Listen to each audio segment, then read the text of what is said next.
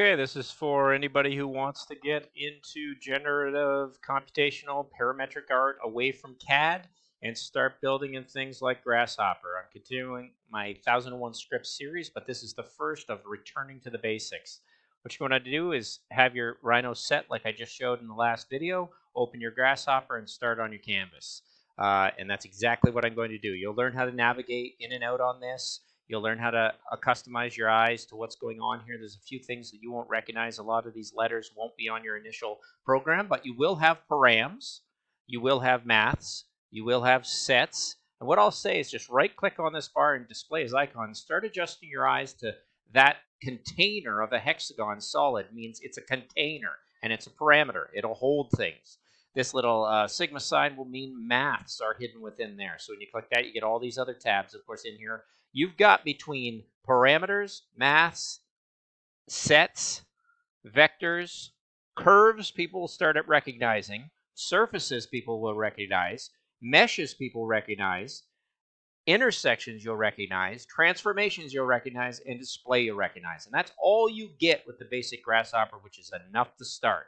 Get that uploaded and start adjusting your eyes. There's about 750 to 800 nodes tucked inside just those alone. Let's start learning from 850 or 750 nodes. What I would do is say, how most people come at it is they go to parameters and they say, what's a parameter? Well, two of the most basic parameters to bring in here are a number slider, which allows you to change what's coming out of it and what is coming out of it. Go to this yellow thing that says panel. What is in it? That's what's in it. That number's in it, and it is parametric. I can slide it and the number updates. So simply put, what I would do is go into something like curves, look into primitive shapes, just like I was working in Rhino and I wanted to make a circle. Whatever you traditionally would do here, don't. Come in here and find it. If you cannot find it, type circle. And boom, circle comes up. Look at how many ways to make a circle. Here's a nice one. Create a circle by defining its base plane and its radius. Bring it in, its base plane, right-click on anything that comes up gray means it's working, which means all the data is in there, that it's actually fine to start. If I grab something like an arc, it's working. So there's stuff that's in there. If I grab something like an arc 3-point, it comes up yellow. It says I need stuff. If it's coming up gray, start with that. Start in curves. Don't go in the solids. Don't go in the surfaces. Don't make the mistake of hitting a sphere, even though it's up and running. Let's just stay two-dimensional for now. And you'll notice as I click on it, things pop into the window. This circle is now ghosted into Rhino. What I would say is put things over to shaded, and you can just right-click on Rhino, and everything will shift to that. And one tool I want you to do on standard is continue to right-click, zoom extends all viewports, and everything zooms to what you have, which is fine. You can zoom in with your scroll key. You'll slowly learn the interface. The other thing to do is grab objects when you've accidentally brought them into Rhino and hide them away, make them disappear, and make them come back. It won't work in Grasshopper because all these objects are ghosted. They are just hovering there. We are going to write what I call naked script, that nothing is in Rhino until we decide to finish our algorithm, choose an iteration, and bake it. Let's take this through some basics. We're 3 minutes in. Let's say the radius of this circle, that's a circle, 1 centimeter radius. If I plug this in, my radius is now parametric. If I click on my item, keeping in mind I have chosen over here only draw preview geometry. If I take it off, nothing's in my window. I don't see all the stages. What Grasshopper is recorded history of everything you've done. I brought in a number slider. I plugged it into my radius, and that is a parametric circle I can play with. There. You have your first script. You have your first algorithm. You are making something. The same thing goes. Now you say, well, what's in the plane? Hover over here. It says World XY plane. Hit right-click, extract. And all of a sudden, a container with a hexagon around it comes out. And you say, what's there? Take your panel and say, what's there?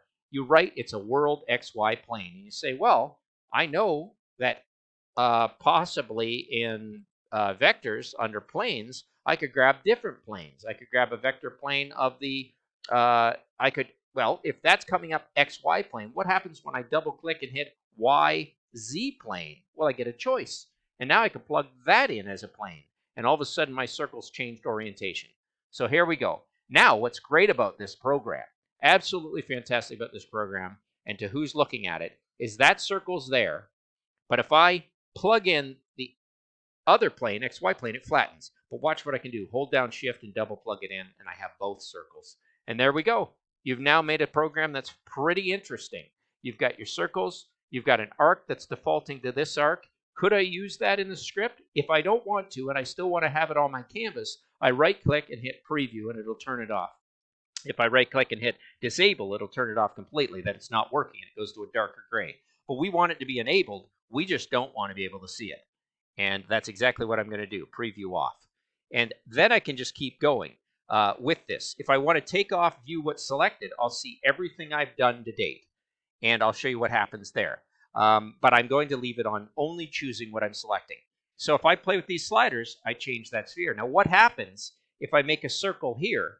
I hit Control CV, copy and paste, and put this plane into here, and take this plane and put it into here. I have them on the same number slider. I can select right to left both circles, but now, as I change my number slider, I can actually Control, copy, paste, have a number slider for radius here, and a number slider for radius here, and you'll see the geometries have now changed. I have an inner circle I can play with, and I have an outer circle. This is how I kind of think. Now, what I would do with this is I would stay within curves and say I have all these tools, analysis, division, primitives, spline. What's going to happen if I go in and I say, wait a second, I want to grab, this is a cool tool, it's called Divide Curve, put it in here. It actually doesn't work until it has a curve, but it works after that because there's a default. Once again, go into it, right-click, extract, take your extraction and see what it is. It's the count of 10, which means it's a number. It's a number slider. I could right-click, and what's nice about generating a number slider, you don't have to go back here, hit number slider, then right-click on it, hit edit, and make it what you want, which is amazing to see the details of that. You can actually type number sliders. If I wanted something between 0, ... and 12, .00, that's going to make a rational number between 0 and 12, .00 slider. Hit enter, and now I have the ability to bring in, well, I wouldn't actually use rational numbers for that. I would use, probably, I'm going to right-click and hit edit. I'm going to put it back to integers only. I could do even numbers, odd numbers. But basically, that number slider is now can be plugged in instead of that extracted number, which came with the node, and I've updated it to what I want.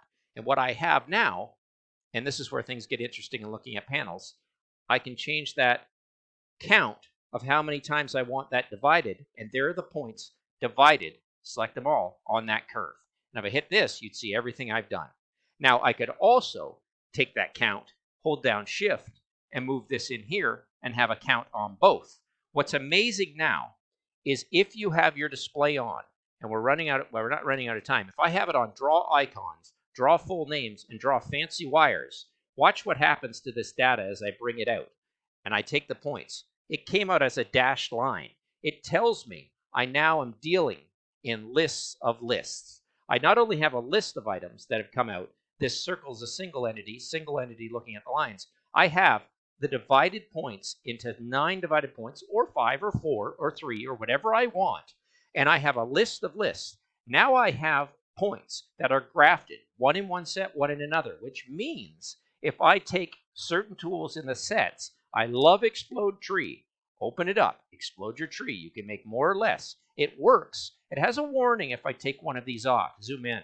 It says, oh, warning up here in yellow. You have more items. I can make more, and it still works, but it says there's no other branches in that tree. But I can actually draw, if this is successful, I might have to do a list item. This may fail on me. I've just got to use my brain. Grab a line from start and points. I want those to be the start points, those to be the end points, and there you go.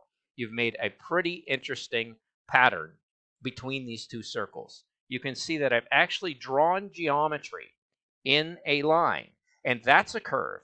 And now at this point, I'm going to make my first script, my first object from this Grasshopper script by going into File, Merge Information. Actually, I have to go into Sets, merge everything I want. I want this circle, and watch how more things pop into here. I want that.